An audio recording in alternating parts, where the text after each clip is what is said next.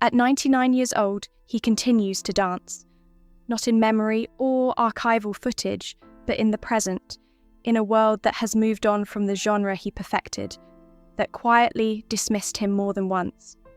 He enters a room, and without a word, warmth follows. Yet the man the world thinks it knows is different from the one who lived it. Behind that familiar smile, there were struggles unseen, a distant childhood, repeated professional rejections, battles with addiction, and a marriage that ended in heartbreak. His life, fully lived, defies simple narrative. Childhood in Missouri. He was born on December 13, 1925, in West Plains, Missouri, a quiet, unremarkable town that offered little beyond the horizon. His father, a restless travelling salesman, was often absent. His mother, quiet and steady, maintained the home without fanfare. Together, they raised him and his younger brother, Jerry, in a household functional but emotionally sparse. Praise and warmth were rare, and silence was common.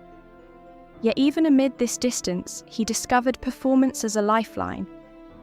Making others laugh became a way to exist, a language to bridge the emotional gaps in a home that often felt invisible.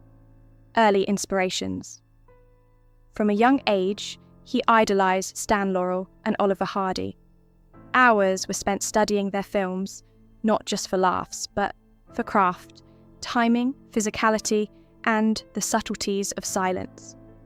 At 11, he approached comedy with the precision of a builder, understanding instinctively that humour required careful construction, or it collapsed.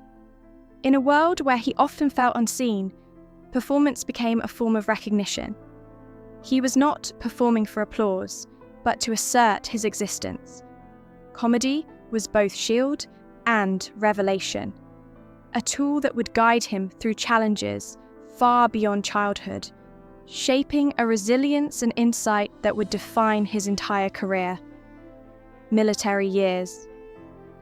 At 18, he was drafted into the United States Army Air Forces during World War II. His dream of becoming a pilot was cut short by a medical examination, and he was assigned as a radio operator, later rising to staff sergeant.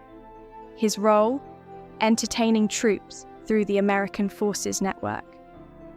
Though far from frontline heroics, these years proved pivotal.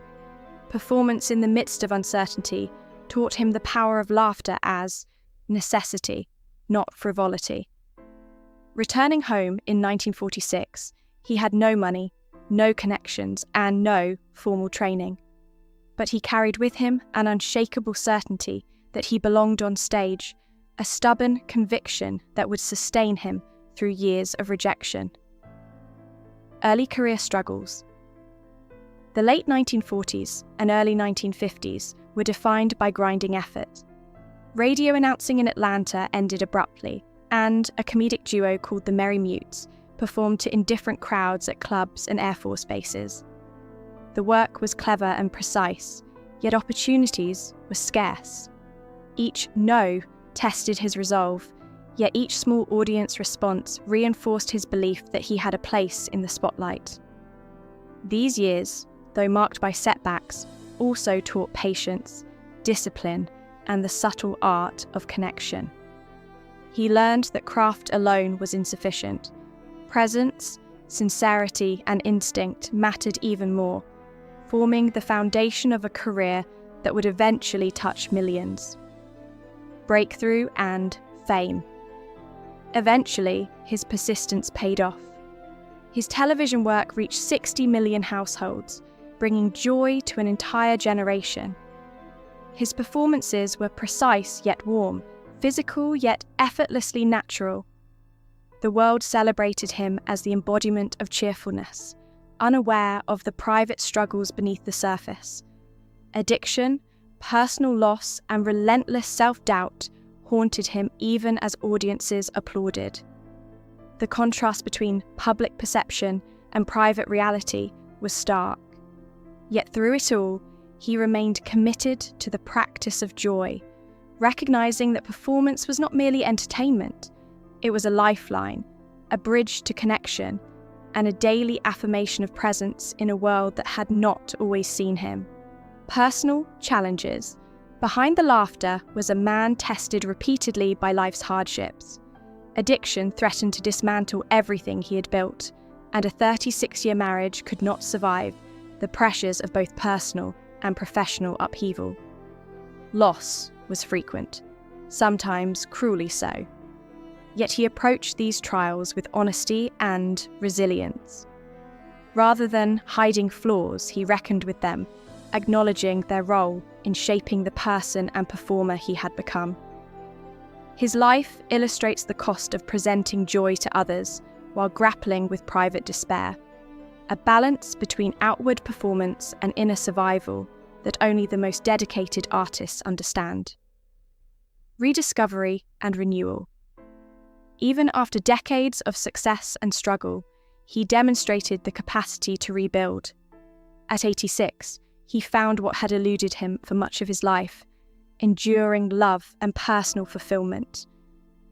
Reinvention was not dramatic or sudden, but gradual and deliberate, a process of careful reconstruction. He embraced this late-stage grace with the same commitment that had carried him through career rejections and personal crises. His story underscores that resilience is not a single heroic act, but an accumulation of small, consistent choices, a daily practice of engagement, connection, and self-affirmation, even in the face of repeated setbacks. Legacy in comedy. His work continues to be studied and admired. Television comedy may have evolved, favouring irony and complexity over the straightforward warmth he perfected, yet the lessons of his craft remain relevant. Physical comedy, verbal precision, and authentic human warmth coexist in his performances in ways that cannot be replicated artificially. He created not just laughter, but genuine recognition of human experience. His legacy is not measured solely in awards or ratings, but in the continued influence on comedians, writers, and audiences across generations.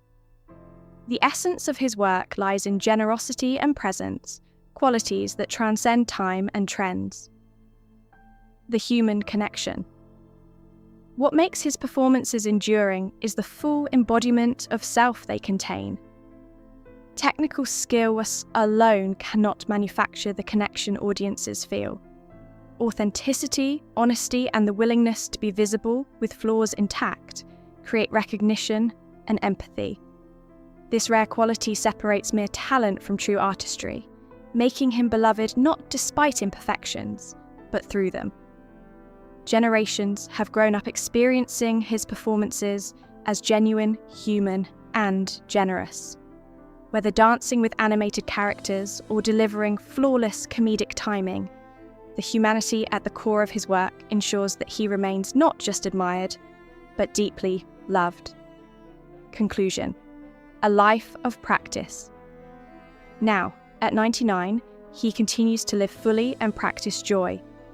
Life has offered him moments of grief and triumph, visibility and invisibility, loss and renewal.